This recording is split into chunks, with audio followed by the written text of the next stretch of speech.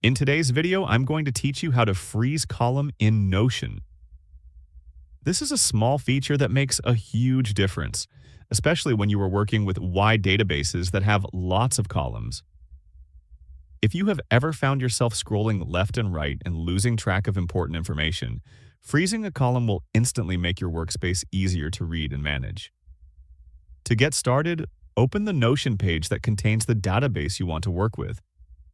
Make sure you are viewing it in a format that supports columns, such as a table view. Once your database is visible, look at the very top of the column you want to keep in place. This is usually the main name column, or any column that holds key information you always want to see. Hover your mouse over the top bar of that column. Go ahead and click it to reveal more options. This menu may look simple, but it includes several powerful customization tools that help you control how your database behaves. Scroll through the list of options until you find the one labeled Freeze. Click on it once. As soon as you do, the column becomes locked in place. What this means is that when you scroll horizontally across your database, that column will remain visible while the other columns move left and right. Think of this like the freeze panes feature you might already know from spreadsheet tools. It is incredibly useful when your database grows wider and more detailed.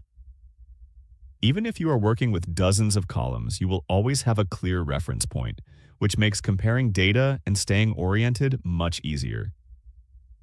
If you do not see the freeze option right away, do not worry. Notion occasionally updates its interface, so menus may look slightly different. Just make sure you are clicking directly on the column header menu and that you are using a supported database view. Once the column is frozen, try scrolling sideways to see it in action. You will notice how much smoother it feels to work with your data. If you ever want to undo this, simply open the same column menu again and turn off the freeze option. And that is all there is to it. With just a couple of clicks, you can make your Notion databases far more readable and efficient. If you found this video helpful, let me know in the comments, give it a like, subscribe to the channel, and don't forget to hit the notification bell.